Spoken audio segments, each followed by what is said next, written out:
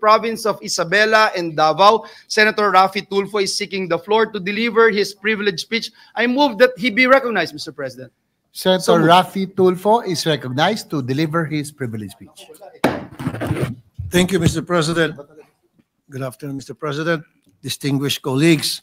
Today, I come before this body as the son of Isabela and as a Filipino. Isabela is widely known as the rice bowl of the North. Its land area of about 1 million hectares is mostly dedicated to the production of our country's food staple, rice. Napakahalaga po sa ating mga Pilipino ang bigas. Sa katunayan, noong mga bata pa po tayo, sinasabihan tayo ng ating mga magulang na ubusin ang kanin dahil bawat butil na natira ay isang araw daw sa purgatorio. That's how much we value rice. And that is why I stand here before you. The future of our rice farming industry is in danger. And our farmers are losing up to 54 billion pesos because of existing policies. There are even reports from some farmers' groups of farmers' debts, allegedly linked to low palay prices. The clamor for the review of the rice tariffication law is more than just ripe. Malapit na pong mabulok. As of last week, Malacanang and the Department of Agriculture are pushing Congress to revisit the rice tariffication law, or RTL, and give more regulatory functions to the National Food Authority. But before we delve into the review of the RTL, let us go back to the why of the RTL. The rice tariffication law enacted in 2019 was a significant step toward liberalizing the rice industry in the Philippines. It aimed to stabilize rice prices and ensure food security by allowing the unrestricted importation of rice subject to tariffs. The RTL opened the floodgates to largely unregulated rice imports by private traders and stripped the NFA or its regulatory functions and confined its role to maintaining a buffer stock sourced from local palay. But of course, the RTL did not forget our local farmers because the tariffs collected from the imported rice were directed to what we call the Rice Competitive Enhancement Fund, or RCEF, designed to help farmers modernize through mechanization, input subsidies, and financial assistance. In December 2024, the RTL was amended to extend RCEF funding until 2031 and triple its budget to 30 billion pesos. However, while the amendment authorized the DA to import rice in cases of food security emergency, it did not reinstate the NFA's full mandate to manage and stabilize the domestic rice market. So much work has been put into the enactment of the RTL. And while it had good intentions and ideas, something clearly went wrong along the way.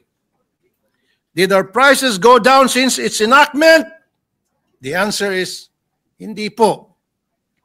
The promise of lower rice prices to consumers has not been fully realized. While there have been periods of lower prices, of course, the overall impact on consumer prices has been mixed. Wholesale prices of rice types also showed significant increases in 2024, with regular milled rice experiencing the highest growth rate at 28.95%, rising from 36.48 pesos per kilogram in 2023 to 47.04 kilogram in 2024.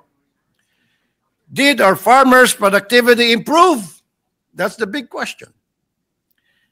If titignan po ang overall performance, halos wala pong nagbago. The influx of imported rice has led to a significant drop in the farm gate prices to locally produced rice. Our farmers who rely on rice farming for their livelihood are struggling to compete with the cheaper imported rice. This has resulted in reduced income for our farmers and has threatened their ability to sustain their farming operations. Kaya naman po, imbis na dumami ang local production, tumaas lang po ang importation natin. In fact, Philippine rice imports are projected to hit a record high of 5.5 million metric tons in 2026, exceeding the highest rice import volume of 4.8 million metric tons recorded in 2024. This will maintain the country's ranking as the world's biggest rice importer of this household staple. It is sad to see us in this situation when we once thrived in our own rice fields, even exporting to other nations many, many years ago. This is based on the estimate of the U.S. Department of Agriculture Foreign Agricultural Service. We must review the wisdom behind the lifting of the quantitative restriction on rice imports.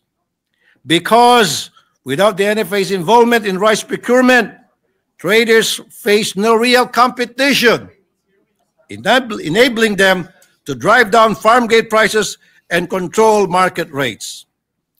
Mr. President, after more than 5 years, our rice farmers by now should have felt the effects of the RCEP. Pero wala. Umaalma pa rin po ang ating mga pobreng mga magsasaka. Isa po sa paulit-ulit na nakakarating sa akin ay ang problema sa pamimigay ng rice seeds.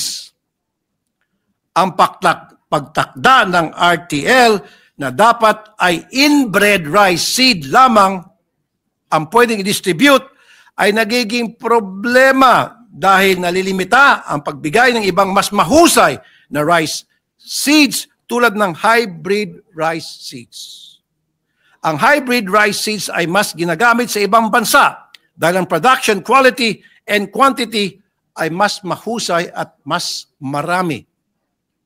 Totoo, may mga lugar tulad ng mga di maayos ang irrigation na mas mainam ang inbred seeds. Pero dapat pwede rin makapag-distribute ng hybrid gamit ang RCEP. Ulitin ko po, dahil po sa RTL, inbred lamang po ang pwedeng ipamigay at hindi po pwede ang hybrid. Ang nangyayari kasi, Mr. President, kapag hindi maganda ang nabibigay na seeds, ano pong ginagawa ng mga farmer? Hindi na gusto yung inbred seeds na binibigay sa kanila. Ibinebenta po nila ito at yung kinita nila sa pagbebenta, ibinibili nila ng hybrid seeds.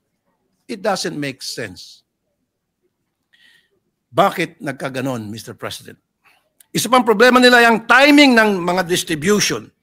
Dahil dumadaan pa sa napakaraming layers ang pagbili ng mga seeds at fertilizers, hindi ito napapamigay sa tamang panahon ng planting season para umabot sa harvesting season. Nasasayang ang RCEP budget na 3 billion pesos para sa seeds kada taon. Kaya naman, mas ginugusto na lang ng ating mga farmers ang cash allotment para sila na mismo ang bibili ng kanilang mga seeds at fertilizer. Kasi mas alam nila kung ano ang dapat na itanim sa kanilang mga sakahan. Kailangan natin malaman kung may paraan ba para maayos itong problema sa kabagalan ng procurement at pag-distribute ng mga seeds at farm mechanization support. Madugtong ko lang din, Mr. President, dito pumapasok ang korupsyon sa distribution po ng mga rice seeds and even sa tinatawag na abono o fertilizer. Ang taga LGU, pasintabi, wala ko ituturong pangalan, si mayor, si chairman, ililista nila ang kanilang mga kaibigan, kamag-anak, kapitbahay, kahit na wala namang sakahan para magkaroon ng allocation. Si chairman, ililista ang pangalan niya para magkaroon siya ng allocation, and of course, dahil wala naman siyang farmland, ibibenta niya. Pinagkakitaan niya. Makatapos mabenta, bibili ng gin. According to people from the Department of Agriculture, napopolitika po ito sa mga municipal agriculture office kung saan si mayor ang nagdidikta kung sino ang nasasama sa listahan. May mga lehitimong farmers na di nasasama at may mga nasasama naman na hindi tunay na rice farmers. Dapat, Mr. President, it's high time na matigil na po ito. Sa ngayon, meron namang mekanismo ang DA para dumiretso sa kanilang regional office para makapagrehistro sa RSBA. Baka dapat tanggalin na sa mga mayor ang kapangyarihan na magrehistro ng RSBSA. We also have to ensure that there are physical verification of applicants to the RSBSA para siguraduhin na tunay na nagsasaka sila sa kanilang mga lugar. Dapat dinlinisin ito kung may mga dumodoble na registration. Ayon sa ilang reports na nakakarating sa amin, ang ilan ay pinarerenta ang lupa nila at ang tenant ay nakaregister muli sa RSBSA, kaya lumalabas na dalawa ang nakaregister para sa isang lupain. At paano kung naibenta na o namatay ang farmer na may-ari ng lupa? May paraan ba para malaman kung dapat natanggalin sa registry? The DA must have access to other government data from the DSWD or PSA so that it is easier for them to verify and clean their list. At ang huling hinaing ko po sa aking na mga farmers ay ang kakulangan ng dryer facility para sa mga palay. Ito po ang paulit-ulit na hiling ng mga farmers po sa akin. Nung umuwi ako kamakailan lang sa Isabela, nagtutuyo pa rin po o nagbibilid pa rin po ang mga magsasaka sa kahabaan ng highway. Anong nangyari sa RCEP budget every single year na billions and billions of pesos at kasama po dapat doon ang pag-subsidize sa dryer. At bakit marami pa rin po mga farmers na pinatutuyo o binibilad ang kanilang palay sa mga kalsada, sa mga highway.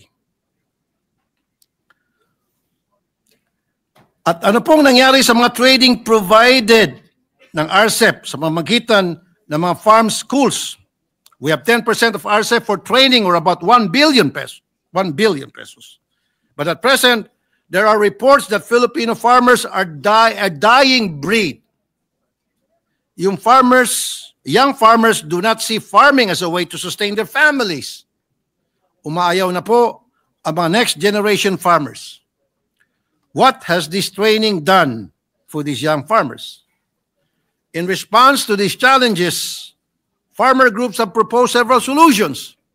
They advocate for the establishment of a rice price stabilization fund to support, support farmers during periods of low prices. They also call for the implementation of stricter import regulations and quality control measures to ensure that imported rice meets the same standards as locally produced rice. Additionally, they emphasize the need for increased investment in agricultural infrastructure, research and development to enhance the productivity and competitiveness of local rice farmers. On the other hand, President Bongbong Marcos to the Department of Agriculture Secretary Francisco Chu Laurel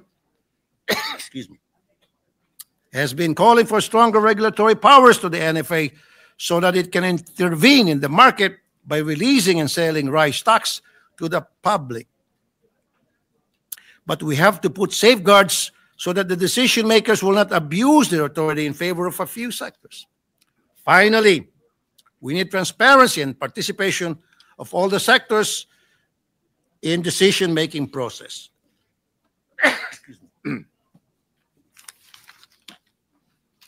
To support this policy shift, House Speaker Martin Romualdez has filed House Bill number 1, or the RISE Act.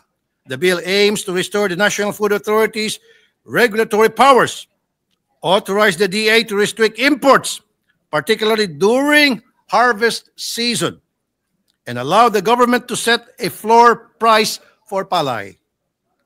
And there are several resolutions in the Senate seeking the review of the RTL, including those filed by Senator Erwin Tulfo and Agriculture, Food, and Agrarian Reform Committee Chair Senator Francis Pangilinan. Mr. President, politics aside, everyone has good intentions for our dear rice farmers and our rice farming industry. I hope that we can all work together in championing the welfare and livelihood of our farmers. As representatives, we are supposed to make policies for the people, and let us get out of our bubble and put ourselves in this situation. In conclusion, it is clear that revision are necessary to address its shortcomings. We must strike a balance between liberalizing the rice market and protecting the interests of our local farmers. Maraming salamat po, Mr. President. Thank you, Senator. Majority Leader. Thank you, Mr. President. Mr. President, first to interpolate is the distinguished gentleman from Pampanga, our Senate chairperson of the Committee on Agriculture, Senator Kiko Pangilinan. I move that he be recognized, Mr. President. Senator Francis Kiko Pangilinan is recognized.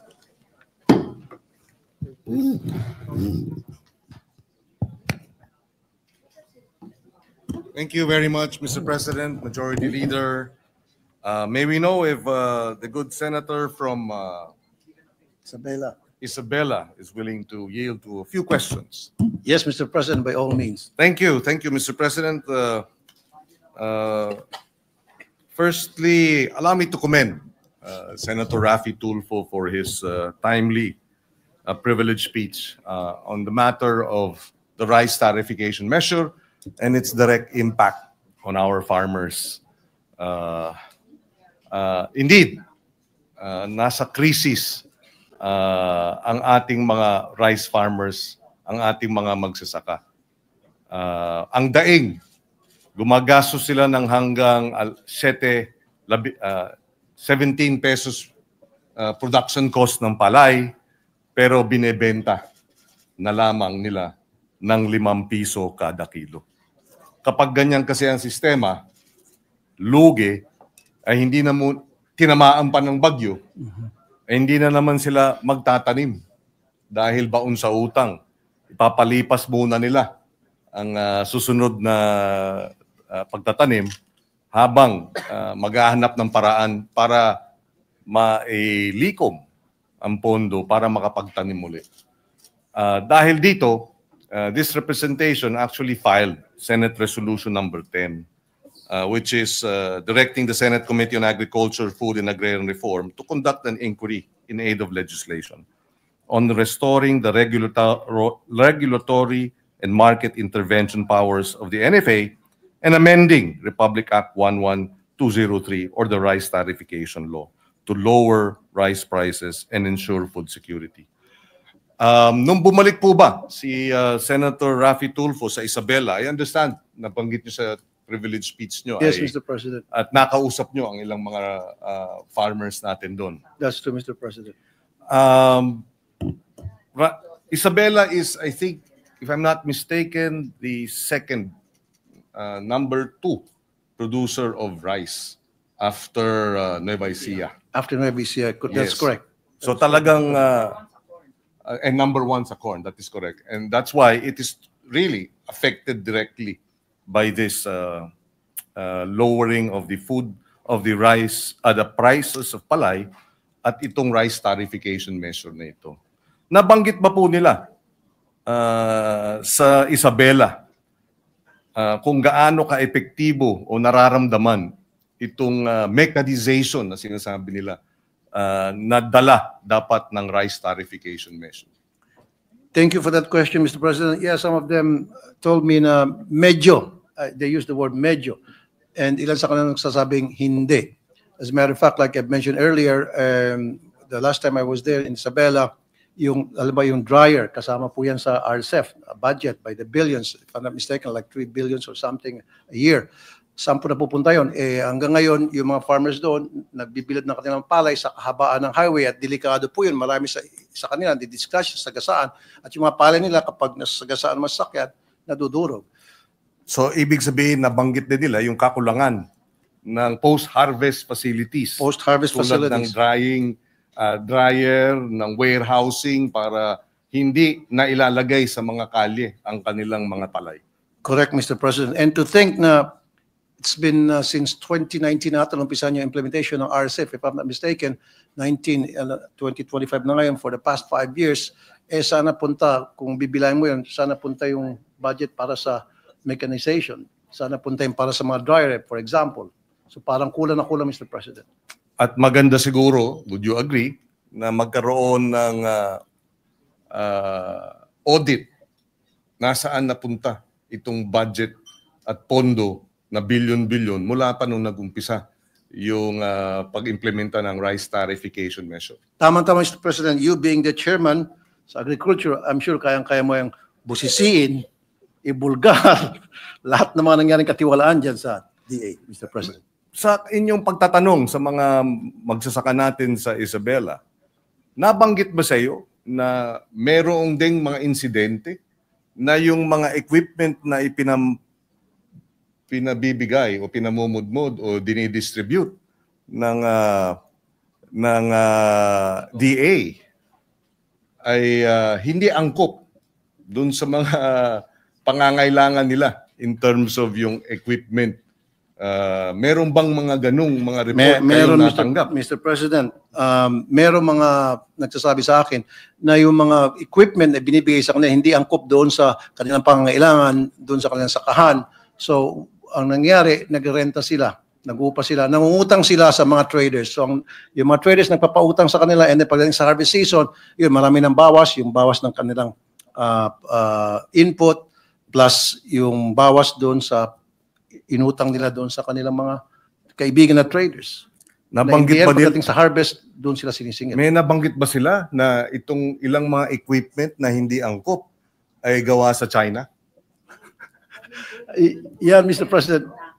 Philmec na ngayon, ang RCEP. Yan, Mr. President, wala sila nabanggit tungkol Oo. sa China. Oo, dahil ako naman ay galing lang na Nueva Ecija nung nakaraang linggo. Mhm. At meron pang natitira siguro na dinidistribute yung DA na hindi angkop dun sa sakahan. Hindi RCEP yun, sa regular rice program yun. Wala yan eh, dalawang pondo yan. May rice program na regular, tapos may RCEP. Pero if I may add, Mr. President, pwede niyo pong imbestigahan to, Mr. President, Your Honor, and I'll be there doon sa gagawin mo hearing. Yung palaging sinasabi sa akin ng mga farmers doon na nakausap ko, yung binibigay sa kanilang seeds, hindi po angkop doon sa, kasi inbred lang talagang allowed eh. Yes. Dahil sa RTL, hindi pwedeng hybrid, inbred lang binibigay. So, ang ginagawa nila, hindi naman nila kailangan yung inbred, mas gusto nilang hybrid, binibenta nila yung inbred seeds na binibigay sa kanila. And pag nabenta, yung napagbenta noon, yun po yung binibili ng hybrid. At isa pa, kadalasan, kung meron man nagbigay, kung halimbawa, okay sa kanilang inbred, itatanim nila yon. Kaya lang late na po, Mr. President, Your Honor, pag binibigay sa kanila, tapos na yung planting season, papunta ng harvest. So ano nangyayari? Yung po ay binibenta nila para maging animal feeds. At ganoon din siguro Pati abono, Mr. President. ang mga seedlings, ang mga abono delayed. Delayed. In some cases, delayed. Meron naman kuminsan tama, nasa timing, nasa tamang panahon. Pero more often than not, delayed po ang pagbibigay ng seeds and then ng abono. Napansin nyo ba, Ginoong Senador, na yung mga edad ng kausap nyong mga farmers sa Isabela? Matatanda na po sila, Mr. President. Wala na po akong nakakausap ng mga batang farmers kasi dying breed na talaga sila. Totoo yan. Kasi itong mga young yung mga anak ng mga farmers, they would opt to become an OFW than continue to till the farmland of their parents dahil nakikita nila na wala masyadong suporta o kulang kung meron man ating gobyerno at sa halip na sila susuportahan, mas sinusuportahan pa yung mga rice na imported na galing sa ibang bansa. Ikaw ba, Ginoong Pangulo, pag ikaw ba baon sa utang dahil sa pagsasaka, tinatamaan ng bagyo, tinatamaan ng kalamidad, ng peste, babad sa utang sa mga trader, kayo ba mag-iisip pang magsaka pag gano'n ang sitwasyon? Mr. President, Your Honor, susurrender na ako. Kaya nga po, doon sa gagawin ko amendment, ipupush ko na tataasan po yung crop insurance. Yes. Na kapag binagyo yung isang farmer, bigyan siya ng sapat na amount na para mapalitan yung pong nawala sa kanya mga pananim. Sa usapin ng crop insurance, may nabalita ba kayo na matapos ang tamaan ng bagyo, aabot ng hanggang 10 buwan bago matanggap yung danyos perjuicios, yung calamity relief fund at yung crop insurance? Meron ba kayong narinig na gano'n? Natatanggap naman daw nila, Mr. President, pero you're really right, you hit it in the nail, na pag matanggap nila medyo natatagalan. Ganoon man talaga sa ating gobyerno, may kabagalan. Hindi ba't ang prinsipyo sa likod ng crop insurance ay pag tinamaan ka o calamity relief, pag tinamaan ka, meron ka dapat crop insurance para makapagtanim ka ulit. Correct, Mr. President. Dahil food security yan. Pag hindi ka nakapagtanim ulit, madedelay ang That is correct. iyong harvest, madedelay ang iyong benta ng iyong palay, madedelay ang pagpasok ng iyong kikitain. Kaya dapat agad-agad, hindi po ba? And dapat din po, Mr. President, isa-suggest ko rin, kaya babaguhin dapat yung RTL para alisin na doon yung provision na inbred seeds lamang ang pwede ipamigay as subsidy, kundi dapat pati isama na doon yung hybrid. Kasi ang hybrid, Mr. President, Your Honor, mas matibay daw yon pagdating sa mga bagyo. Wag lang malakas na bagyo, it can withstand winds up to certain kilometers per hour kumpara sa inbred na madaling matumba raw ayon doon sa mga farmers na nakausap ko. Kaya dapat talagang baguhin yan, dapat payagan na rin ang pag-distribution ng mga hybrid seeds. So in other words, itong usapin ng hybrid seeds, larangan po yan ng support services, ng additional support para sa pagpapaakyat o pagpapataas ng kapasidad ng productivity ng ating mga magsasaka. At nabanggit nga kanina, wala na siyang nakilalang batang mga magsasaka, farmers, mga matatanda na. Ang average age of our farmers actually is 58 years old, 57 years old. Ang average na kinikita ay sa farming ay mga kulang-kulang 7,000 a month. Sa ganong klaseng larangan, wala nang gugusto sa susunod na henerasyon ng ating mga magsasaka. If I may add also, Mr. President, buti na bring up mo yan, yung topic na yan, wala nang gusto ng mga young generation magsasaka na yung relatives na mga magsasaka o yung mga anak. Ito lang po pinagtataka ko, we have 3,000 farm schools nationwide na pinunduhan po ito ng gobyerno. Ang tanong, saan napunta yung mga graduates nito? And tanong din, since we have this much farm school, sana tumaas ng productivity natin. Dahil yung natutunan nila doon sa farm school, gagamitin nila doon sa pagsasaka, kung hindi man sila at least ng parents nila o sila mismo. Pero wala nasa plateau pa rin yung production ng ating rice, Mr. President. Ang isa pang marahil na patakaran, if you will agree with me, na dapat maimplementa sa ating hanay ng sektor ng agrikultura ay yung patakaran na ma-establish yung income, increase in income ng ating mga magsasaka bilang benchmark. Ibig sabihin, kung meron silang intervention ng mechanization, kung meron silang intervention na hybrid seedlings, kung meron silang intervention ng pataba, intervention ng pesticido at iba pang suporta, ang mga drying facility, hindi ba dapat lahat ng intervention na yon ay merong benchmark?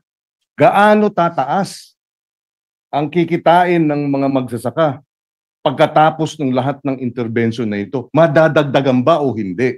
Kung properly implemented, napakaganda yung suggestion, Mr. President, Your Honor. Of course, definitely, absolutely, without a doubt, 100%, I will say madadagdagan po yan. Kung properly implemented yung distribution subsidy. Sa ngayon kasi, it is not. So therefore, nawawala ng gana to. Sinabi mo, ibang mga farmers, hindi na nagsasaka, sumusurrender na lang sila. Yes. I say this because, Mr. President, in my visits to other countries and their interviews and courtesy calls and discussions with their ministers of agriculture, Vietnam, Thailand, China, basic sa kanilang policy kasi is benchmarking incomes. Halimbawa, sa China, nung kausap natin yung mga Ministry of Agriculture doon several years ago, sabi nila, in the 1979, ang income ng aming farmers ay 160 yuan. Okay. Today, sabi nila, this was about 7-8 years ago, it's about almost 6,000 yuan. Ibig sabihin, ganun na lang kalaki yung umangat yung kita ng mga rice farmers ng ng China. Ganun din sa Vietnam. Sinabi ng Minister of Vietnam when we had a chance to speak to them a few years ago, yung benchmarking nila, ang kinikita ng per capita ng aming farmers ay $500 at aabot na ito ng $900 by the end of 5 years. And by the end of 10 years, ang target namin dapat $1,500 per capita na ang farmer ng Vietnam. Ganun din ang Thailand. In other words, lahat sila bine-benchmark ang kanilang intervention sa dagdag na napupunta na pera sa bulsa. So that these are communist countries, but they require the increase in incomes as a benchmark para mananatiling nagsasaka ang mga farmers nila. Sa atin, would you agree? Dapat din, yung bilyon na pinasok ng gobyerno, magkano tataas ang kita ng magsasaka over a period of say 5, 7 to 10 years. Would you agree that should be part of the benchmarking ng ating intervention sa agriculture? I totally agree with you, Mr. President, Your Honor. That is a very good suggestion. Yeah, unfortunately, correct me if I'm wrong, wala pong benchmarking ang ating gobyerno para sa income ng mga farmers like you mentioned. But if I may add, Mr. President, kasama din dapat sa intervention yung bang irrigation. Yan is sa mga problema din natin mga farmers, hindi nakarating yung patubig sa kanilang mga sakahan. Bakit? Napakakurap po ng National Irrigation Administration. In fact, during the last budget hearing, kinol ko attention itong mga taga-NIA dahil sirang-sira na yung mga irrigation, hindi gumagana, naniningil pa sila para sa maintenance at dami pa pong mga bulok ng mga irrigation facilities na hindi gumagana and yet pinondohan by the billions at naniningil pa sila for maintenance and sa next budget hearing, ibubulgar ko ulit yan, Mr. President. But you are right, kailangan talaga ng intervention ng ating gobyerno at magkaroon dapat ng benchmarking na sagay yung gaganahan yung ating mga farmers, yung mga kabataan, yung mga anak ng mga farmers na ipagpatuloy yung pagsasaka ng farmland ng kanilang mga magulang. Maraming salamat sa pagkakataong ito. Siguro bilang huling punto na lamang, nakausap natin ang tatlong magsasaka sa San Simon, Pampanga. Si Tatang Neg, si Tatang Mameng, na sumakabaling buhay na, si Tatang Mameng, and then si Tatang Fileng. Tatang Fileng, when I spoke to him, was 78 years old. Tatang Mameng was 84 years old. And Tatang Neg was 88 years old. And nag-umpisa sila mag-farming 15, 16 years old, 20 years old. At nung tinanong ko sa kanila, ilang taon na silang nagsasaka? Yung tatlo, nung sinuma ko, ang kanilang ilang taon na silang nagsasaka? 186 years. 186 years. Subalit, nagsasaka pa rin. Sa edad ng 88 at baon sa utang. At yung dati nilang sakahan na 5 hektarya, wala na lang 1 hektarya. So, ang tanong ko nga, sila ang nagpakain sa atin ng 186 years. Pinakain ang mamamayang Pilipino, ang taong bayan. At ano ang isinukli ng lipunan? After feeding us for 186 years, what did society in return give them for the sacrifice? So anong klaseng lipunan? Ang sasabihing katanggap-tanggap ito. Kaya ito ang dahilan kung bakit nais nating imbestigahan ang issue na ito at magawa ng paraan. And I shared again, and I commend Senator Tulfo for his privileged speech, and I share his sentiment. about the need to look into the rice tariffication measure because our farmers have been unjustly denied the support and the recognition of a society who has been fed by them. And makakaasa kayo na we will look into this and find solutions and recommend solutions. Your Committee on Agriculture will actively pursue the issue of the rice tariffication measure and how we will address the challenges of reforming or amending or revising it so that we can address the gaps. Thank you, Mr. President, Your Honor, and I'm very happy at kayo po ang Committee Chair ng Agriculture. And I know na marami po kayong magagawa dyan, marami kayong magagawang pagbabago para matulungan, ma-address yung problema ng ating mga kawawang farmers. And I will fully support you at 101% sa lahat ng mga hearings mo. Maasahan niyo po na nandun ako para supportahan kayo. Thank you, Mr. President, Your Honor. Maraming salamat, Mr. President, Majority Leader, and of course, to the distinguished gentleman from Isabela. Majority Leader. Thank you, Mr. President. Next to interpolate the distinguished gentleman from Isabela and Davao is our Deputy Minority Leader, Senator Risa Hontiveros. I move that she be recognized, Mr. President. Our Deputy Minority Leader, Senator Risa Hontiveros, is recognized. Salamat po, Mr. President. At maaari po bang makapagtanong din sa Ginoo mula sa Isabela? Yes, Mr. President, Your Honor. Salamat po, Mr. President. We thank the good senator for shedding light on the concerns of our local agriculture sector and pressing issues surrounding our rice industry. Lalo na ang presyo ng mababang imported na bigas na pumapatay sa kabuhayan ng ating mga rice farmers. Naniniwala ako na kailangan ng bawiin ng Kongreso ang delegated authority na ibinigay sa presidente na baguhin ang mga taripa sa bigas.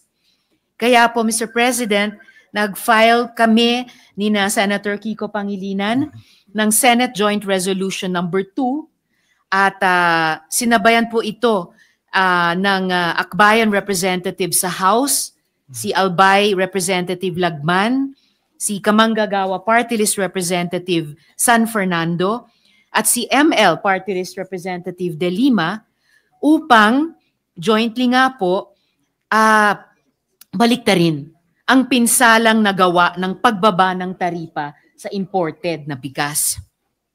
According to the Customs Modernization and Tariffs Act in Section 1608F, the power herein delegated to the President may be withdrawn or terminated by Congress through a joint resolution. Kaya nga po, joint resolution ang final po namin kasama yung mga nabanggit na representante sa House. Siguro, Mr. President, we first need to address the elephant in the room.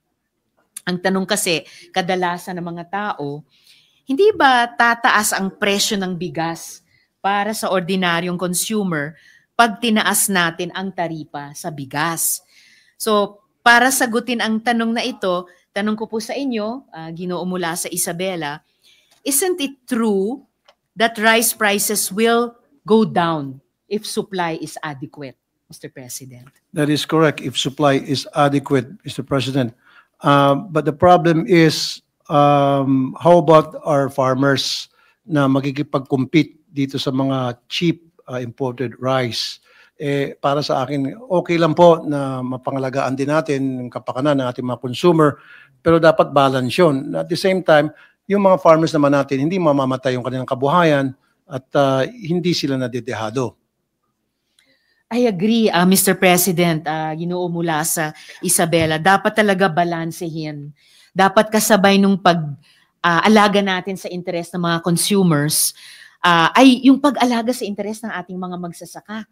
Dahil gaya ng pinag-usapan nyo ng Chair ng Senate Committee on Agriculture, in fact, ang lahat ng ito ay nagsisimula sa mga magsasaka na nagpapakain sa ating buong bayan. At kaya kaugnay po nito, yung follow-up question ko, hindi po ba tama na supply becomes adequate if local producers, yung pinag-uusapan po nating mga magsasaka, if they decide to plant because also because they feel protected from the flood of rice imports. That is correct, Mr. President. Dapat tulad ng sinabi nga natin kanina dalawa, dapat balanse yan. Kasi sa ngayon, Mr. President, one to sawa, ibig sabihin, wala nang pong cap, wala nang limit na makapag-import ng rice ang sino man, especially itong mga rice cartel. Sila na po nagdo-dominate ng supply ng bigas sa ating bansa. So kung pigilan natin yan, magkakaroon na ng cap para ma-measure kung hanggang saan lang dapat ang payagan na mag-import, depende doon sa harvest ng mga farmers natin. Meron nga tayong yung tariff na yung napupunta sa yung in forms of subsidies mga farmers, yung sa RCEF, 10 billion pesos a year, pero hindi naman talaga properly implemented at hindi masyadong papakinabang ating mga farmers, so parang useless lang. So that has to be reviewed properly and thoroughly, and then we can come with some measures to amend some of those provisions doon na hindi naman kapakinabang sa mga farmers, kundi ang nakikinabang lamang ay itong mga rice cartel. Mr. President, Your Honor. Salamat, Ginoo mula sa Isabela. Sang-ayon po ako sa good gentleman, Mr. President, na yung usapin ng pagkawala ng cap o limitasyon sa importasyon, yung halos unrestricted na pagkilos ng mga kartel, yung hindi napaparusahang pagkilos ng mga kartel, dapat talaga maiwasto yan. At ang anumang importasyon ay ipepeg din lamang. Depende sa harvest. Kumbaga, unang dapat tangkilikin, bilhin, kainin ang ani ng ating mga magsasaka. At sang-ayon din po ako sa obserbasyon ng Ginoo mula sa Isabela na yung inaasahang subsidy mula sa RCEF, at narinig ko rin po yung pag-uusap ninyo ng Chair ng Senate Committee on Agriculture, ay talagang uneven kung nararamdaman, if at all, ng ating mga magsasaka. For the record, Mr. President, rice prices rose in early and mid-2024 according to the DA and NEDA because the cost of imported rice rose dahil sa global El Nino. Kaya na-justify nila ang pagbaba ng tariffs. Pero hindi po ba? Pag nag-normalize na ang situation at ang cost of imported rice has become 30% less than it was a year ago. International rice prices free on board dropped by 33% from June 2024 to June 2025. Kaya po, baha na po ang imports ngayon. So, nalulunod yung ating mga magsasaka, hindi na lamang sa tubig baha ng habagat at mga bagyo, lalo pa sigurong lunod sa imported rice. Kaya sa tingin ko po, Mr. President, Ginoo mula sa Isabela, now is the time to protect our local producers. Tama po ba ito, Thank you, Mr. President? Dapat, Mr. President, Your Honor, the reason kung bakit tayo nag-import ng rice ay para i-fill yung gap doon sa kakulangan ng supply natin dito. Ang nangyari, it's the other way around.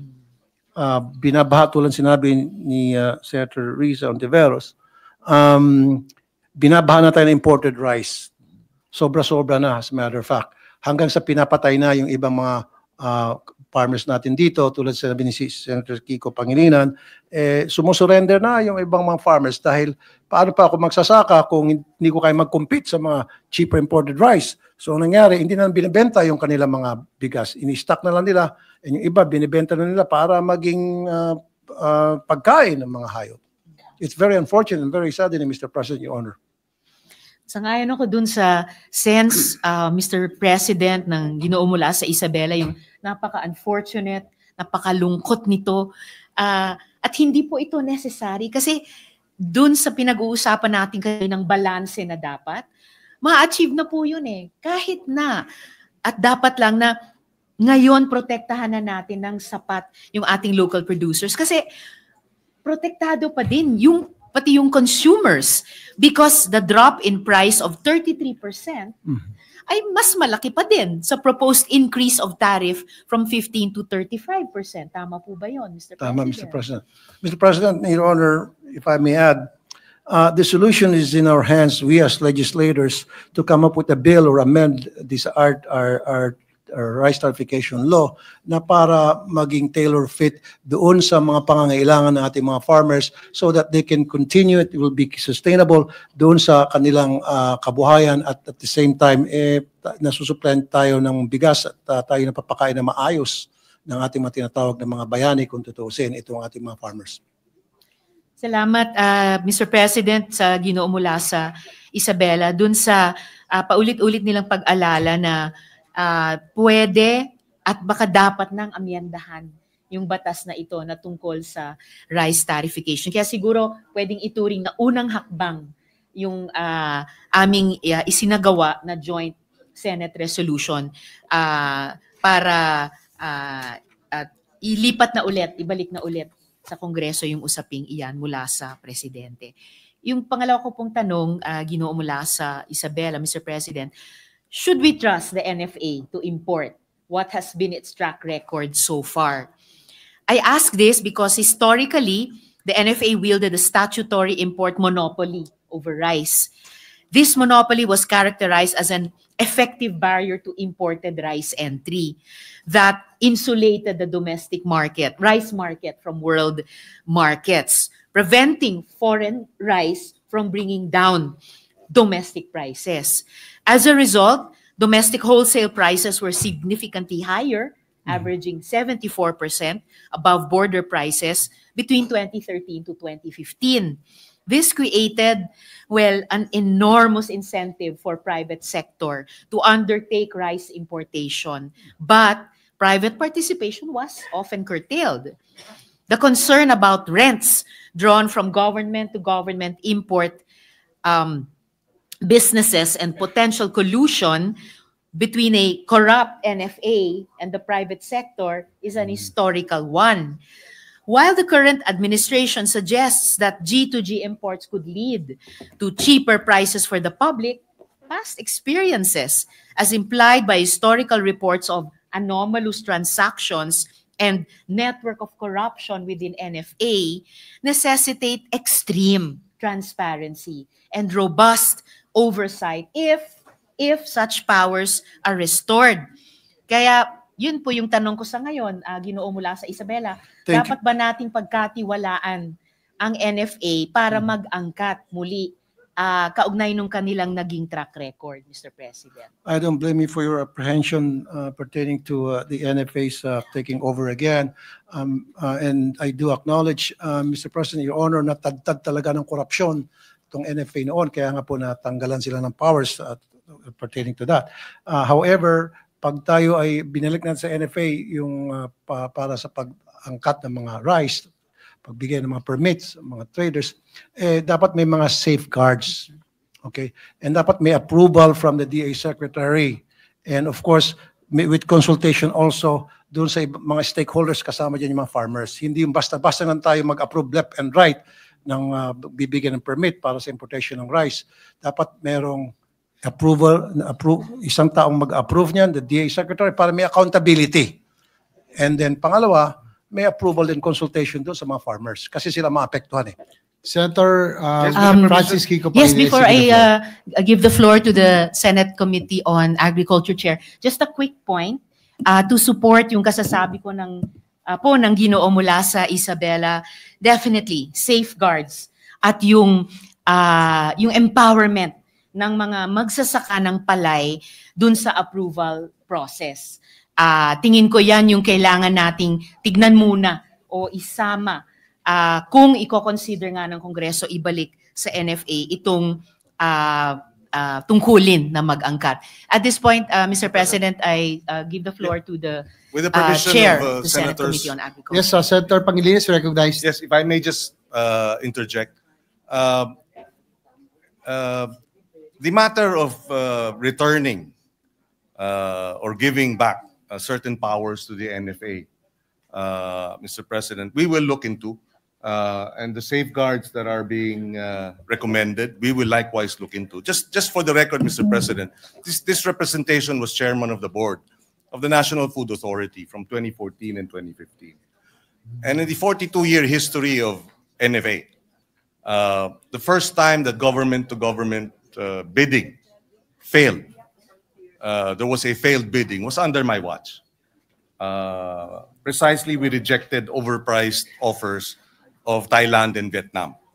And we came up with a transparent process of bidding wherein we had asked Vietnam, Thailand, Cambodia, Myanmar to submit their bids at 10 in the morning. And if we were not happy with the bids, we would ask them to submit a second offer by 2 o'clock in the afternoon of the same day. And in 4 occasions throughout a year and a half, we rejected their first offer. And in 4 occasions, they submitted a lower offer, which saved the government, in a period of 1 year and a half, 7 billion pesos. The basis for our rejection for the first time in the NFA history was we had an approved budget for contract. Prior to our watch, there was no approved budget for contract for any government-to-government purchase. Meaning to say, the sky's the limit. And in our first experience, as we went through the bidding process, 3 weeks after we announced that we were to purchase 500,000 metric tons through an open tender, which was the first mode that we implemented, rice prices in the world market went up by $30 per metric ton sa loob ng 3 linggo. At dahil meron kaming approved budget for contract, based on yung presyo ng world market prices ng 3 rice price monitoring international agencies, we got the average, therefore plus minus $5, yun yung aming approved budget for contract. E tumaas ng $30 per metric ton in 3 weeks. Ni-reject namin. The following week, world market prices went down by $30. Ibig sabihin, meron talagang kalokohan. And we will put those safeguards, assuming that we return the powers of the NFA to do G2G importation. All these must be in the law so that there is no discretion on the part of the NFA to decide how much prices of rice should be purchased, at what cost, etc. Kasi na nangyayari nun, lahat ng binibili nating bigas from NFA, inuutang natin sa Development Bank o kaya sa Land Bank. Kaya umabot ng hanggang halos 200 bilyong piso ang utang ng NFA.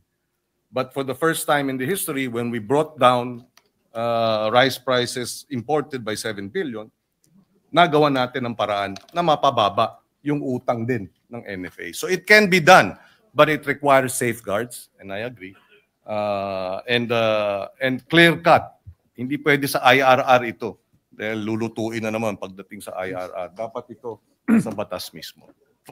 Thank you, Senator Risa. Thank you, Senator. Thank you, Senator Pangilinan. If I may interject also, Yes, Mr. President. I being the principal author of the anti-agricultural smuggling law of 2016, medyo nakaka-frustrate kasi dati po laganap ang smuggling, na ipasa po natin ang anti-agricultural smuggling law, naging ano naman, ang NFA naman, kaliwat kanan naman ang issuance ng import permit. No? So, nawala yung smuggling, nag-morph siya into yung trading, yung trade, yung hoarding at iba pa. That's why we amended it to anti-agricultural economic sabotage. Pero napakaano talaga. Sometimes it's really frustrating that our government agencies are the ones, kumbaga sila, innovative sila, no? Napapalusot. Kaya we commend Senator Tulfo for bringing this up, and hopefully we can really put the necessary safeguards to protect our farmers. No? Magaling, innovative talaga. Nung nalagay yung anti-agricultural smuggling law, import naman ang import. Kaya nag-evolve naman sila. So, we really have to put the necessary safeguards. Thank you. Salamat po, Mr. President. And so, dagdag na lang, mula sa Isabela, speaking of the safeguards, so, dun sa intervention ng chair ng Committee on Agriculture, siguradong kailangan yung isang safeguard ay isang vigilant at saka decisive na leadership sa NFA at saka sa DA kung i-consider nga po yung ganitong amendment sa batas. Yung susunod ko pong tanong, kanina na itanong ko pagkakatiwalaan ba dapat natin ng NFA na mag-angkat? Ngayon din, should we trust NFA to handle rice stocks well? Again, what has been their track record? And I ask this because concerns about the NFA's efficiency and market impact under its pre-RTL mandate are well documented. Its operations were frequently criticized for inefficient storage and handling, leading to substantial wastage. For example, ito mula po sa House hearings, 2 pesos 47 centavos were reportedly wasted for every kilogram of rice imported by NFA. In 2011, about a third of imported rice went to waste due to these inefficiencies. So, given yung ganitong mga track record, dapat ba natin pagkatiwalaan ng NFA na alagaan yung rice stocks natin? Yes, Mr. President, Your Honor, I really do agree with you na doon sa tanong niyo kung dapat mapakitiwalaan. Even I myself, nagdududa nung una. Pero after na napag-isip-isipan ko, why not give it another chance? Pero dapat meron talagang monitoring at of course may mga safeguards to ensure na tama yung ginagawa ng trabaho at hindi sila mapapasukan ng sindikato at yung natatrabaho doon ay mga taong meron talagang pagmamahal at pagmamalasakit sa ating mga farmers. So dapat yung ilalagay natin dyan sa NFA, yung siguro dating farmer o may experience sa farming at may pagmamahal talaga at may puso para sa mga farmers.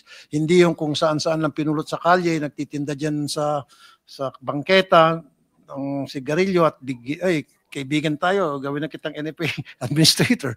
I'm just kidding, Mr. President. Ganun kasi nangyari ko minsan. It's not what you know, it's whom you know. Kaya sana maiwasan natin ganung klaseng practice, especially dito sa NFA. Dapat mapangalagaan natin yung kapakanan natin mga farmers and by doing so, dapat experience talaga. May experience, may integrity, yung ilalagay natin dyan sa NFA. And of course, kasama na rin yan, palagi natin minomonitor at palagi natin may safeguards. And of course, sa lahat ng mga desisyon, especially pag sa importation ng mga bigas, may consultation sa mga farmers kasi sila tatamaan dito in the end. Mr. President. Salamat, Mr. President, at Ginoo mula sa Isabela. Nabanggit po ng good gentleman yung isa sa mga paborito kong salita, yung sindikato. Sobrang tagal na isa ito siguro sa pinakamasahol na krimen, na ipagkait sa bibig ng mga kababayan ang pagkain, ipagkait pa sa bibig ng mismong nagtatanim at nag-aani ng pagkain, ang pagkain. And I think kung isusulong ng Senado natin ang pag-amyenda ng batas na ito at ipatutupad talaga ng tapat ng DA at ng NFA given amendments and safeguards, isa po itong matagal nang hinihinging pagwawasto. Mr. President, Ginoo mula sa Isabela. Sunod ko pong tanong, can we expect NFA to handle the volume and timing of rice stock releases into the market so that farmers will not suffer?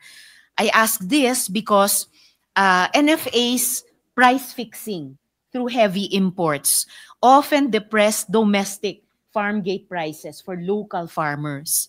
Despite its dual mandate to stabilize prices for consumers and support farmers, yung pinag-uusapan po nating balanse, these goals frequently led to mutually conflicting results, penalizing both consumers through artificially high prices compared to world markets, and producers, penalizing producers also through depressed farm gate prices. So, maasahan po ba natin ang NFA na i-handle yung volume at saka yung tamang timing ng rice stock releases sa merkado para hindi naman po mapinsalaan yung mga magsasaka, Mr. President? That is correct, Mr. President, Your Honor. Before giving back the powers to import rice sa NFA, dapat gagawin muna tayo ng mga thorough study and maraming stakeholders dapat involved at pag-aralan yan and then available yung mga data kung dapat ba talagang ibalik na natin sa NFA yung powers sa G2G, importation ng rice. And like I said, always, palaging involved yung mga farmers natin dahil sila naman talaga at the end of the day ang tatamaan dito. Salamat, Mr. President. I'm also all for that thorough study dahil mayaman naman po yung track record for good or for ill ng NFA sa nakaraang mga taon pre and during itong RTL. At talagang magpagbabatayan po ng Senado, of course with inputs also from DA and NFA itself. At gaya ng sinasabi ng Ginoo mula sa Isabela, mula sa mga organisadong magsasaka. Sunog na tanong po, if retail prices did not go down, shouldn't the response be to get PCC recommendations, so yung Philippine Competition Commission, and identify bad actors in the industry instead of bringing in the NFA, which may turn out to be just another bad actor like it was in the past? And I ask this because the core of the current debate stems from the fact that despite the reduction of rice tariffs from 35% to 15% in July 2024 under Executive Order 62 and the decrease in world market prices, retail prices in, for example, Metro Manila have remained stubbornly high. The House Murang Pagkain Super Committee found that the benefits of reduced tariffs were scooped up by importers and intermediaries rather than being passed on, those benefits passed on to consumers. So, kung hindi bumaba yung retail prices, hindi ba dapat ang tugon natin kunin na lang yung mga rekomendasyon ng PCC tapos tukuyin yung mga bad actors sa industriya sa halip na ipasok sa eksena yung NFA, Mr. President? You're on point, Mr. President, Your Honor, yung pagsabi nyo, despite the fact na bumaba na yung tariff pero mahal pa yung presyo ng bigas, that has to be investigated. Why? What went wrong? Someone must have done something that is not right, and this is the reason kung bakit yung mga bigas ay mamahal pa rin. So, pagdating ng mga hearings natin sa agriculture, and we have to look into that. And kasama ko doon para magbusisi. And of course, magdala tayo ng mga eksperto sa farming para malaman natin kung ano yung problema at paano natin mapaganda pa yung production ng ating bigas at kahit meron tayong importation ng bigas, paano natin mapanatili yung integridad ng ating NFA para tama yung mga ginagawa ng trabaho, allowing the importation of rice only to fill the gap.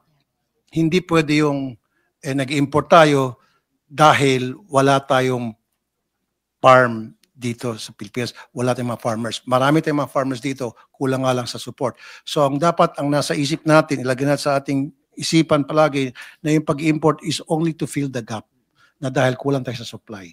Hindi dapat tayo mag-oversupply na to the extent na binabaha na tayo ng mga imported rice na ikinamamatay na marami sa ating mga farmers ng kanilang kabuhayan.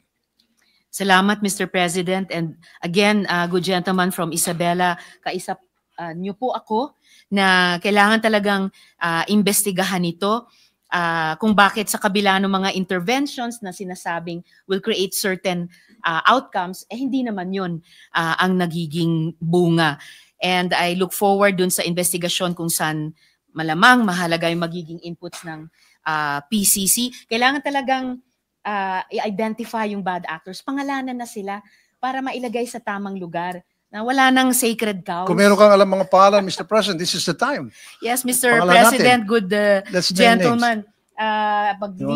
Lalahok din ako ng aktibo sa investigasyon tungkol dito tungo sa Maybe, Mr. President, pag-aamyenda i-refer ng natin ating sa Blue Ribbon batas. Committee para si Senator Marcoleta imbestigahan kung sino yung mga sindikato dyan sa rice importation, etc. At opo, naglulook forward din ako sa input sa investigasyon ng NFA. Mr. President, I think the chair of the Senate Committee on Agriculture would like to just a quick interject. intervention. Senator Pangilinan is recognized. Nabanggit kasi with the permission of Senator Tulfo. Go ahead, Mr. President. Your Honor. Nabanggit kasi ni Senator Risa yung pangalan. Naalala ko, wala na ako sa Senado in this last 3 years ago. Sinuspende ng NFA yung 100 managers and employees dahil sa binenta yung stocks na hindi dapat. So, may pangalan yung NFA. Pero kanino binenta yung stocks? Ba't walang pangalan? In other words, lumabas sa dyaryo, 100 NFA ang sinuspindi. Pati ang NFA administrator natanggal eh. Yeah. Pero I remember. binenta niya eh. Binenta nila sa trader. Pero pag binasa mo yung media report, walang pangalan yung traders. Ba't hindi sila kasama doon sa pananagutan? At ganyan ang nangyayari. And then one more point maybe, very quickly, Mr. President, nabanggit kanina ni Senator Ejercito, Senator JV, may batas. Pero mula noong 2016 hanggang ngayon, wala pang nakukulong. Wala pang nakukulong sa economic sabotage dahil wala pang nahuhuli ng smuggled goods na mas mataas sa 10 million. Pag tinignan natin lahat ng mga news reports, 9.7 million smuggled, 7.2 million smuggled, 4.7 million smuggled. Walang above 10 million. Kaya walang economic sabotage, walang non-bailable na kaso. Pwede ba yun since 2016? So dapat siguro, Mr. President, Your Honor, babaan natin yung amount na para may consider na economic sabotage from 10 million, gawin natin 5 million siguro if necessary. Well, ang mangyayari doon, gagawin namang report, 4 million lang ang smuggle. Babaan na mabaan, Mr. President. So, kumbaga, ang sa atin, it's enforcement. I think, yeah, unfortunately, the problem also is with the Bureau of Customs, Mr. President, kasi marami dyan sa Bureau of Customs, believe it or not, hindi lang sila mga opisyalis ng Bureau of Customs, kundi sila mismo ay mga smuggler or kundi man kasosyo ng mga smuggler. So how can you stop smuggling kung yung mga kawani sa Bureau of Customs, sila mismo ang mga smugglers or partner ng mga smugglers? Mr. President, Your Honor. Salamat, Mr. President. Para din yan siguro ginoo mula sa Isabela na may tulay na bumagsak tapos truck driver lang ang mananagot. So dito rin, kalahati lang ng cast ang pinanagot. Correct. Yun lamang nagbenta pero hindi rin yung nagbumili. Wala namang makukonsummate na maling gawain kung hindi lahat ng gumagawa ay gumawa at dapat ay pangalanan at singilin. Huling tanong na lamang po, Mr. Yes, President, Mr. President, Your Honor. mula sa Isabela, operationally, doesn't NFA need to invest hundreds of billions of pesos in drying? Kanina pinag-usapan nyo rin yung dryers, no? Drying, storage, and milling facilities in order for it to play a bigger role in stabilizing prices, assuming that it can be both capable and accountable to perform this mission. If the NFA is to play a larger, more active role in the rice market, significant investment in and modernization of its post-harvest facilities are imperative. Kasi po the current NFA warehouses are notoriously inadequate and preventing the agency from effectively procuring new local harvests. Pwede pang idahilan yun na para hindi mas marami pa ang bilihin sa ating mga magsasaka. To fulfill its existing and proposed mandates, the NFA requires massive investment. The current 15-day buffer stock requirement alone, 555,000 metric tons of milled rice, would necessitate 21.275 billion pesos for palay procurement and an additional 13.875 billion pesos for milling, storage, and distribution, far exceeding the NFA's current annual budget for procurement. So looking forward din po tayo, ginoo mula sa Isabela sa budget debates. Long-term goals such as, say, kahit doblein lang natin, a 30-day buffer stock of 1.5 million metric tons or even a 90 to 100-day supply, bakit hindi, di ba, libreng mangarap, would require investments in the range of 150 billion pesos for infrastructure alone for a 30-day buffer po. So while the NFA is reportedly building new warehouses, these add only a modest 50,000 tons of capacity. And this highlights the complex logistical and financial challenges of scaling up NFA's physical infrastructure. So yun na nga po, operational, hindi ba dapat ang NFA ay kailangan mamuhunan ng hundreds of billions dun sa drying, storage at milling facilities para makapagganap siya ng mas malaking papel sa pag-stabilize ng mga presyo, Mr. President. Thank you, Mr. President. Your Honor, yeah, I do agree with you, Senator Riza. Ma'am, if we want the NFA to succeed and become effective in their job, the new powers that are given to them, we must support them by way of giving them enough budget na para ma-fulfill nila yung mandato sa kanila at mapaayos po yung ginagawang trabaho para sa ating mga farmers. Salamat po, Ginoo mula sa Isabela. Maraming salamat sa inyong privileged speech. Binibigyan tayo ng mga konkretong dagdag na trabaho di lang sa legislation pero particularly sa budget making. Pero syempre, kung luluwagan natin na NFA in terms of yung mga tungkulin at kapangyarihan niya at pati tungkol sa budget, ibig sabihin proportionately lalaki din yung responsibilidad nila sa transparency and accountability. Precisely, Mr. Opo, President, so Your Honor. I'm with you there, good gentleman from Isabela, dun sa seryosong pag-aral nito at paglatag ng mga mahihigpit na safeguards. Maraming salamat po, Thank you, good Mr. gentleman from Isabela. What is the Salamat pleasure of po, the Mr. Honorable President. Marcos? Yes, thank you very much, Mr. President and Majority Leader.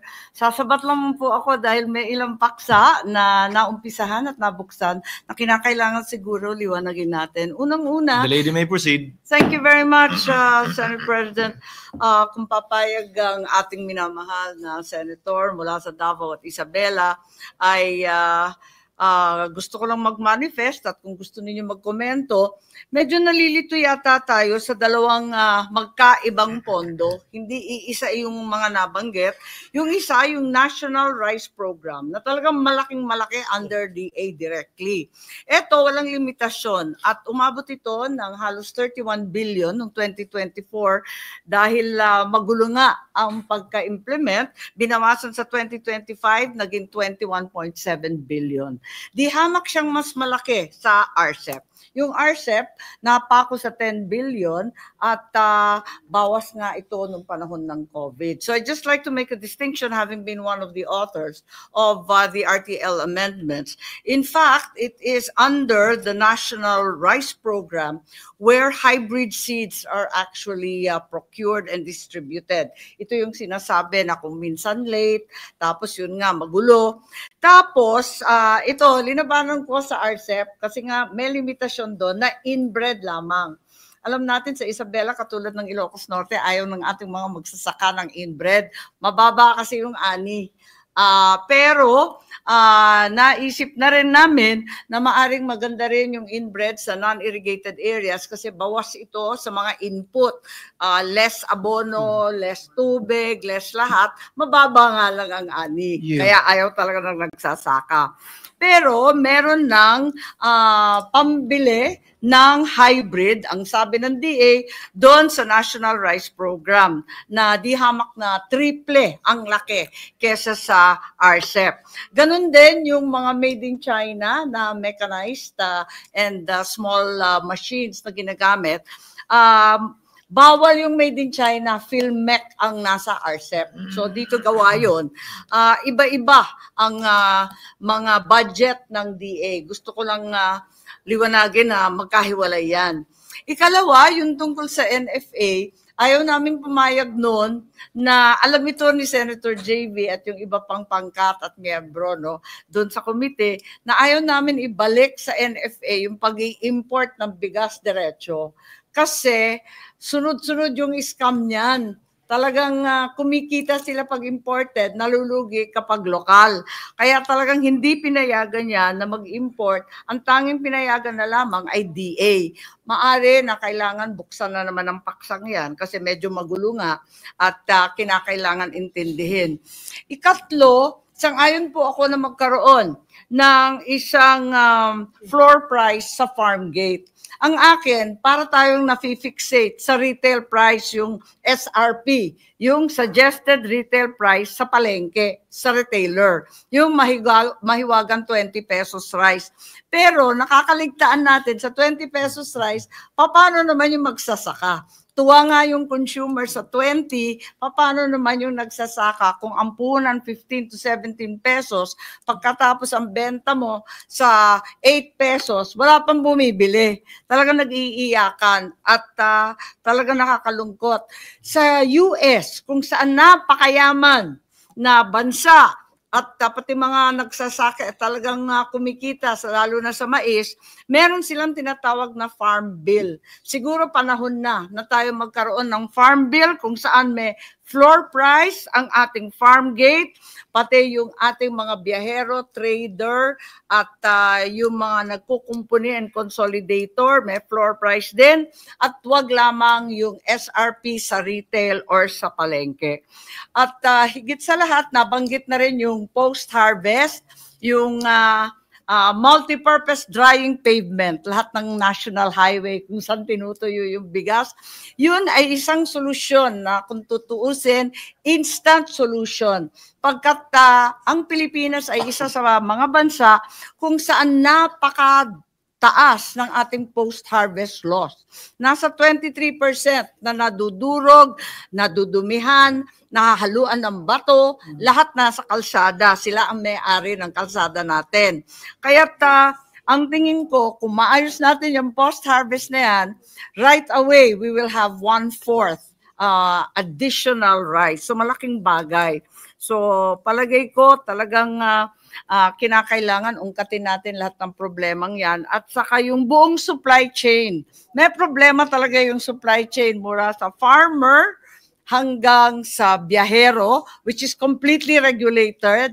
Kukunin yung mga bigas, minsan bayad, minsan hindi nababayaran, hanggang sa market vendor.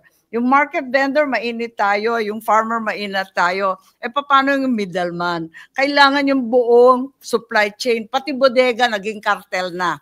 Sa Nueva Ecija, lahat yan, talagang kartel na. So, nais ko lang ipahiwatig din na ang balita ngayon, yung sinasabi nating smuggler, wala na pong rice smuggler. Legal na kasi. Systemic na. Ang sabi nga, one-stop shop na raw ang BOC.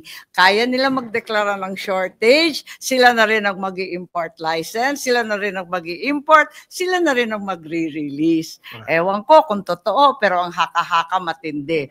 Ang masaklap, mas madami na ngayon ang naririnig kong kwento, hindi lamang Isabela, kasi Isabela Day ata tayo mula sa Kabagan hanggang sa Bigat.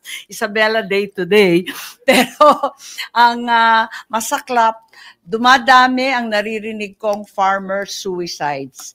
Ang mga farmers na sa kalupitan at sa dami ng utang ay nagpapakamatay na lamang at hindi na kaya bayaran ng utang at wala nang ibebenta pang lupa. Maraming salamat sa pag-ungkat nitong mga paksang napakalupit isipin. Yes, thank you, Mr. President, Your Honor. Yeah, you're right. Wala nang smuggler, pero ang tawag na sa kanila ngayon, broker and fixer. Yun yung pinaka-proper term. Because wala na nga, one-to-sawa na nga pagpapa-import ng bigas. Pero sa ibang products, nandiyan pa rin yung smuggler sa Bureau of Customs, and that really exists, and everybody knows about that. Maski na yung bata na pag-alagala dyan sa labas ng gate ng Bureau of Customs, alam nila na rampant ng smuggling sa BOC up to now, even while we speak. Thank you. Mr. President. Majority Floor Leader. Thank you. Mr. President, next to interpolate is the distinguished gentleman from Tarlac and the province of Rizal, no other than Senator Rodante Marcoleta. I move that he be recognized, Mr. President. Senator Marcoleta is recognized for his interjections. You may proceed, sir. Thank you very much, Mr. President. I wonder if our colleague is still able to accommodate a few questions despite... Yes, Mr. President, Your Honor. Okay. Thank you very much, Mr. President, Your Honor. Your Honor, alam po ba ninyo ang nakakain ng isang Pilipino na bigas sa loob ng isang taon? I don't have that data, Mr. President, Your Honor. According to the Philippine Statistics Authority, ang isang Pilipino po, ang tawag po nila rito ay per capita consumption of rice. 122 kilos daw po ang nakakain ng isang Pilipino sa loob ng isang taon.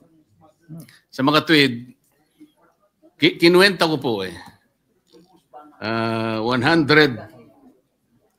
kilos times 115 million Filipinos divided by 20 something kasi para makita po natin per metric tons. Ang national consumption po pala, base po sa kwenta ko, Mr. President, 14 million metric tons of rice. Ito po ay 2024. Nagtataka po ako bakit binase nila sa 115 million Filipinos. Eh marami pa po namang mga sanggol eh. Hindi pa naman kumakain ng bigas yung mga yun eh. Sabaw ng bigas, kinakain po yun, Mr. President. Meron din pong mga probinsya ang ating bansa na kumakain ng kasaba. Sa Mindanao po siguro, marami doon. Meron din tayong mga lugar na mais ang kinakain, lalong-lalo na po sa Cebu. Sana po ay ibinawas sana ito. Ganun pa man, kahit na aminin po natin, Mr. President, na sa official record po ng PSA, ang atin pong consumption ay 15.5 million metric tons. Dinagdagan pa nga ng 1 million eh. Sa kwenta ko eh. 1 million at kalahati. Tinanong ko rin po yung production natin ng the same year. Ang sabi po nila, 19.3 million metric tons. So, ang sabi ko po, eh kukunti naman pala yung consumption natin. Mas malaki pa pala yung pinroduce natin, 19.3 million metric tons. Ipagpalagay mo ng 15.5 million metric tons ang kakainin ng bawat isang Pilipino. Eh di sana hindi tumaas ang presyo ng bigas. Kayang-kaya. Wala pa pong importation dito, Mr. President. Sa production pa lang natin, kayang-kaya na nating takpan ang pangangailangan po ng bawat isang Pilipino. So nagtanong po ako sa aking mga kaibigan sa mga concerned agencies na ayaw na po nilang ipabanggit ang mga pangalan for obvious reasons. Paano po ako nangyari yun? This seems to be a very big conundrum for all of us. Hindi po nila mahipaliwanag, Mr. President. So dito po, kitang-kita natin ang napakalaking corruption na yung sinasabi po kanina ni Senator Jaime na supply chain. Kahit na po hindi natin tingnan doon eh. Dito pa lang sa statistics na ito eh. Sobra po ang ating production kaysa pangangailangan natin sa pagkain. Kaya nakakabahala po kung bakit wala pa pong importation dito, bakit ganun na po ang kinalabasan. Kagaya rin po ng mga naunang nag-interpellate na ako po'y tinawagan din ng ating mga kababayan na mga magsasaka sa Tarlac sapagkat ako naman po ay taga-Tarlac. At sa Pampanga, lalong-lalo na po ang Pampanga, sa Minalin, sa Florida Blanca, Candaba at Santa Ana. Halos umiiyak po sila one month ago sapagkat yung pong bagong gapas na palay ay binibili na lamang po between 7 to 8 pesos per kilo. Ang nabilad naman po, Mr. President, Your Honor, 11 to 12 pesos per kilo. Sabi po nila, umiiyak po sila literally. Nakakaawa po ang kanilang kalagayan kaya biniro ko na lamang po sila. Bakit ako po ang tinawagan ninyo? Eh kasi po Kapampangan kayo. Eh si Senador Lito Lapid, Kapampangan din.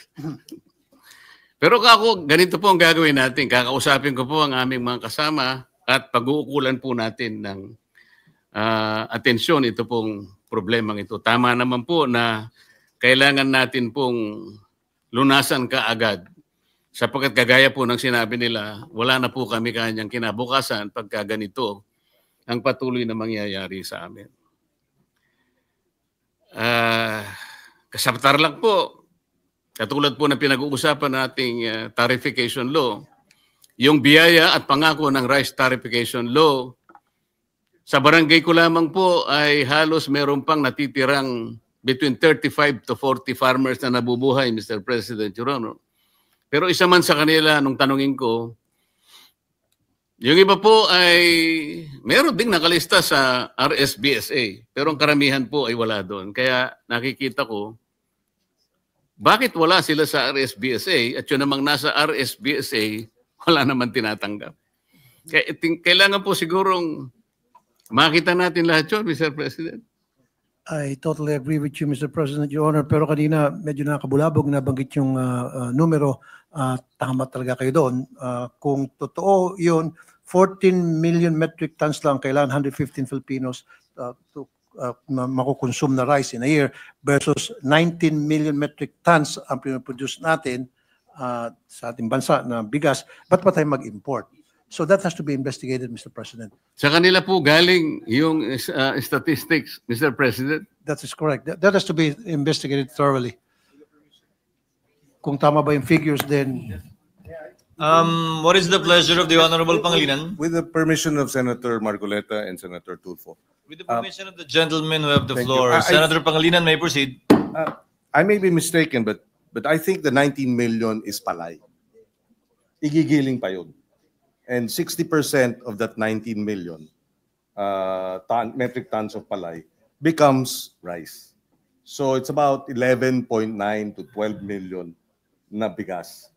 Kaya yung importation mo, yung consumption is 15 million bigas, 19 million yung palay. Pagka yan ay giniling, magiging 60%, which is about 12 million. So yung gap is about 2 million metric 2 tons. to 3 million. So dapat import natin no more than Well, 3 yes. million. Dapat if we go by that pagka ganon, yes. statistics, those numbers. Hindi 5 million. No? Okay. So, well, again, we will have to check the data, but I think that's...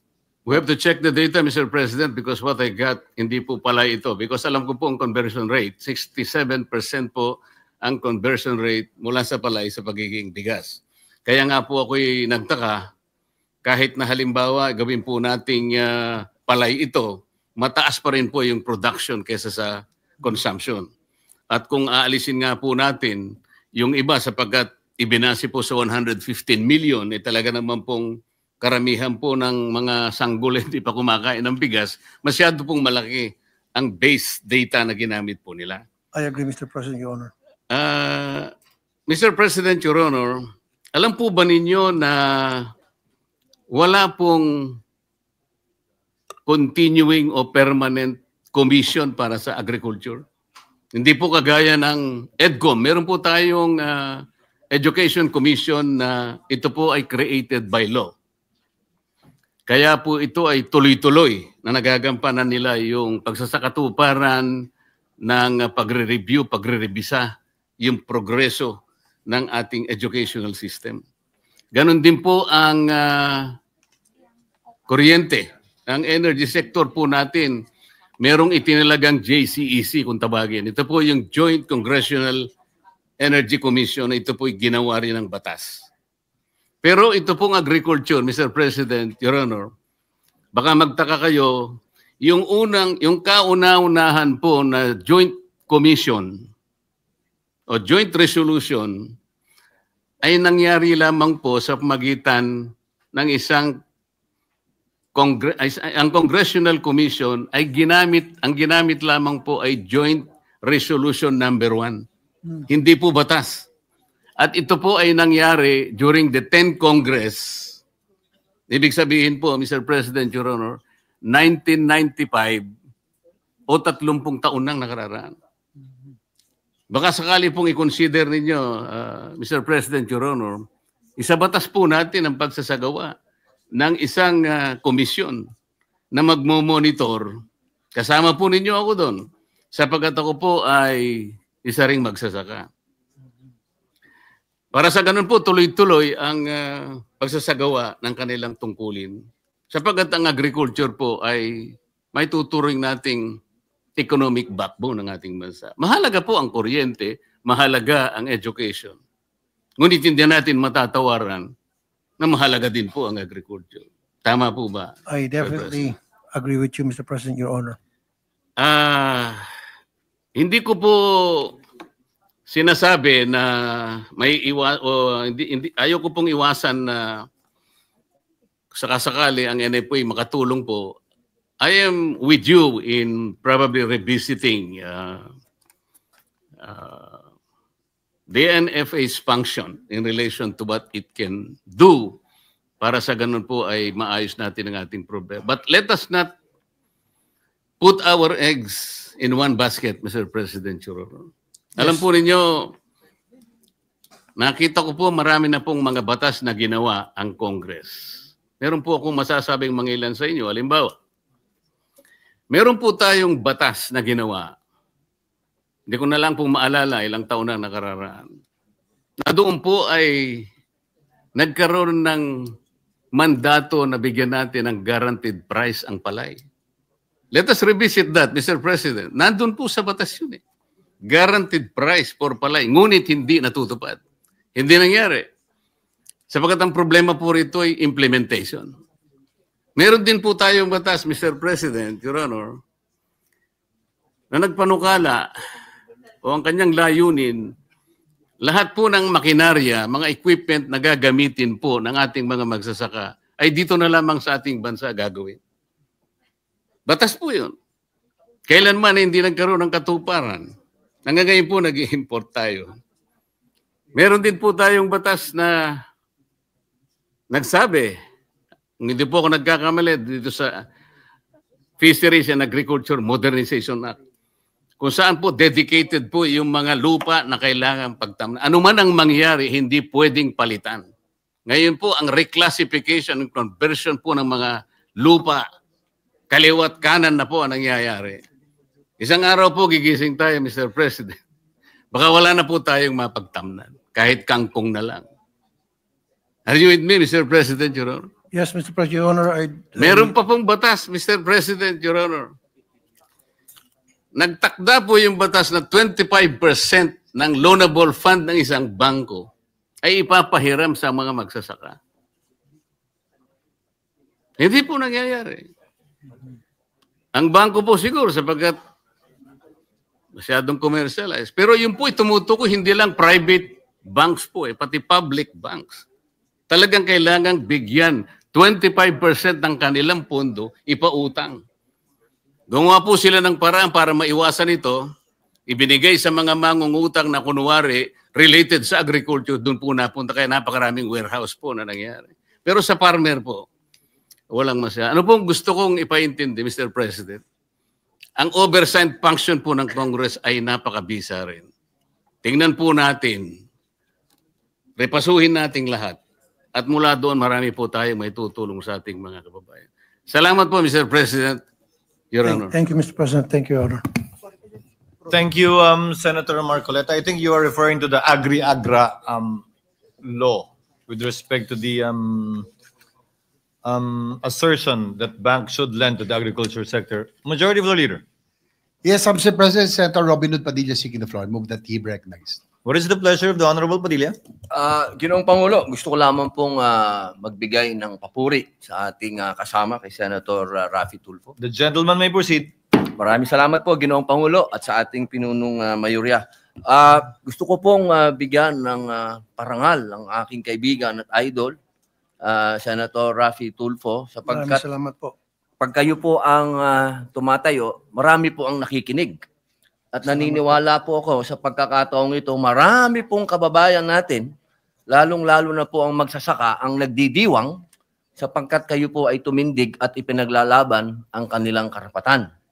Isa po itong tagumpay dahil tayo po ay taga Nueva Ecija, alam na alam po natin, batid natin ang kalagayan ng ating mga magsasaka. Bukod po sa tayo po ay pamilya ng Carino, nabanggit po kanina ni Senator Kiko Pangilinan na meron ng nasa 100 taon mahigit sa farming.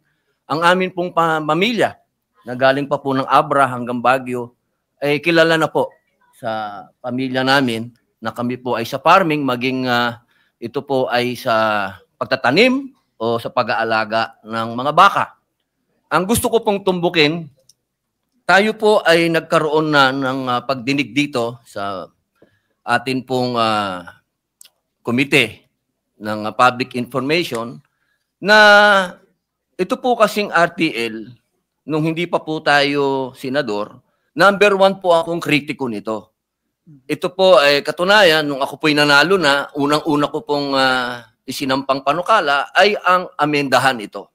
Sapagkat nakita po natin na nagkaroon po talaga ng epekto sa mga magsasaka. Pero noong tayo po ay nandito na at nakasama na po natin si Senator Cynthia Villar sa ginawa po niyang pagdinig, nakita po natin at naipaliwanag sa atin kung ano yung mga magagandang idudulot nito. Katunayan po, pagkatapos po natin mapag-aralan sa lingwahe ng Senado, doon po natin naintindihan na ito po ay kapakinabangan sa ating mga magsasaka. Ang nagiging problema po, yung implementasyon. Napakagulo po ng implementasyon na yun din naman po ang punto ni Senator Amy Marcos. Ang akin pong naging pagdinig dito sa public information ay hindi po ito na ipapaliwanag ng maayos sa ating mga magsasaka at hiningi po natin na sana magkaroon ng pagpapaliwanag sa lingwahe nila. Halimbawa po, katulad po sa amin, hindi po siguro kalabisan kung magkakaroon ng pagpapaliwanag sa Ilocano. At ganun din po sa Isabela. Sana magkaroon po ng ganun na pagpapaliwanag, information po, at ganun din po sa mga nasa Bisaya o sa malalayong lugar, sana sa lingwahe ng magsasaka. At bilang dagdag po, nagkaroon po tayo ng amenda dito at malinaw po doon sa dinagdag natin na Section 13 na maggagawa po ng oversight every 6 years. Ngayon po, hinihingi ko po sa inyo pong suporta, aming idol, na sa pamamagitan po ng ating bagong tagapangulo dito po sa Komite ng Agrikultura kay Senator Kiko Pangilinan na magsagawa po siya ng oversight. Kasi po, magkaiba po ang panahon eh. Meron pong panahon si Tita Cynthia, meron pong panahon ngayon si Senator Kiko Pangilinan. At hinihingi po natin na bago po sana tayo makapag-isip ng bagong amenda uli o ano man ang gusto nating gawin dito sa RTL, magkaroon muna po uli ng oversight. At hinihingi ko po na mapabilang po tayo dyan bilang, at kayo rin po. Kayo po ang pinakamatinding kakampi dito, Senator Raffy. Maraming salamat, Mr. President. Opo, na sapagkat inuulit ko po, ang inyo pong salita ay nagiging gospel minsan eh. Kaya po sana po, sa pagkakataong ang atin pong tagapangulo ngayon ay si Senator Kiko Pangilinan ay makapagsagawa po ng oversight na nasa Section 13 po ng bagong amenda sa RTL. Yun lamang po, muli po ako po'y tumitindig dito para suportahan po kayo at magpasalamat po sa inyo, Senator Raffy. Salamat, Mr. President. Napakaganda po yung inyong suwestyon at ako po'y nananalig na kayang gawin ni Senator Kiko Pangilinan yung inyong suwestyon na para magkaroon ng oversight committee na titingin at magmamonitor at sisiguraduhin na maayos ang pamamalakad ng anumang isasangguni natin na batas o amendment na patungkol sa mga farmers, sa kabutihan ng ating mga farmers. Thank you, Senator Padilla. Majority Floor Leader. Yes, Mr. President, the Minority Leader is seeking the floor. I move that he be recognized. What is the pleasure of the Honorable Soto, our distinguished Minority Floor Leader? Thank you, Mr. President. I suppose the Majority Leader will refer the privilege speech and the succeeding interpellations to the Committee on Agriculture. That is most likely going to be the motion, Your Honor, yes. Thank you. Yes, most likely. And therefore, may I suggest, to save me from filing a bill, may I suggest that the Committee on Agriculture study the possibility of the government buying 50% of the output of all farmers at their price. Please make a study to that effect because based on a study that I was presented many years ago, it will help everyone and the food prices might even go down. So please maybe ask the Committee on Agriculture to study that instead of filing a bill to that effect. May we get the comment of the chairperson of the Committee on Agriculture, Senator Pangilinan? Yes, sir. Yes, we will more than willingly look into the recommendation or the suggestion of the Minority Leader. But having said that, Mr. President, we actually have the law, Sagip-Saka Act, which mandates that direct purchases by government to farmers and fisher folk organizations are exempted from public bidding, negotiated contract for feeding programs, calamity relief, and other related programs of the government. Therefore, an executive order, I'd like to think, mandating all government entities and departments to henceforth purchase palay, rice directly from cooperatives, rice farmers, even livestock, Mr. President, even dairy, even vegetables and fruits. Lahat po yan at a fair price. Yes, Government actually, Mr. President, and the minority leader is correct. Government is actually the biggest buyer of food every year. In fact, maybe the Senate President might look into, because we provide, for example, rice allowances for our employees. Of course, it's in the form of cash. Why not a portion of it become actually rice that we buy directly from rice farmers at the right price? Not the entire amount, but perhaps one sack maybe. If that is possible, that will directly benefit our rice farmers, and it will also provide precisely incomes for them, and of course the Senate. So, Mr. President, we will look at perhaps how an executive order a recommended executive order for the full implementation of the Sagip-Saka Act. Mr. President. Yes, and Your Honor. Senator Tulfo is recognized. Yeah, I do agree with the Senate Minority Leader that the government should be the one buying the rice from the farmers at a certain price. But the problem is we don't have enough warehouses. The NFA doesn't have enough warehouses. Matter of fact, in Isabela alone, mas marami pang warehouse yung mga traders kaysa sa NFA. So ang nangyari, yung NFA, kung kulang sila ng warehouse, saan nila i-stock yung mga binibili nilang mga palay o mga bigas mula sa mga farmers. So we should invest. I do agree with the Senate Minority Leader, but we should invest first doon sa post-harvest. At kasama na nga doon yung pagkakaroon ng maraming mga warehouses ng NFA. Sa ngayong ata, sa bawat probinsya, correct me if I'm wrong, isang warehouse lang bawat province. Dapat that should be more than that. Sa Isabela alone, siguro meron ka 50 or 60 warehouses mula sa mga traders. That's where the study comes in, Mr. President, because there is a successful experimental project to that effect that has been done by the Davao del Norte. The governor of Davao del Norte, Governor Hubaib, has been doing this for about 2 years already, and it's been successful. So LGUs could be used. Yes. FTIs in all LGUs could be possible. So again, the study can be made by the Committee on Agriculture. We will do so, Mr. President. If I may add, Mr. President, with the permission of the Minority Leader and Senator Tulfo, the provincial government of Sorsogon, Governor Boboy Hamor, nakita niya, binibili ng trader yung palay ng 13 pesos isang kilo. Lugi. He decided, because meron siyang requirements, calamity relief, buffer stocking, bumili siya ng palay ng 20 pesos kada kilo. At nung binili niya ng 20 pesos kada kilo, because nga it is allowed under the Sagip-Saka Act, the following week, yung traders, binibili na ng 23 pesos per kilo. Dinagdagan na ng 10 piso. Kaya naman pala. Dahil nga, naroon na ang gobyerno pumapasok bilang big brother at inakat ang preso nung palay. So that precisely, Mr. President, and we will go through the research to be able to identify all these LGUs that are doing it. We will do a tracking, and then we will present that report, Mr. President, to the body and to the minority leader. Well, with what the senator from Pampanga said, the gentleman from Pampanga said, the chairman of the Committee on Agriculture, I suppose the governor of Sorsogon inherited it from his predecessor. I built the warehouses where he is placing all of the rice he is buying.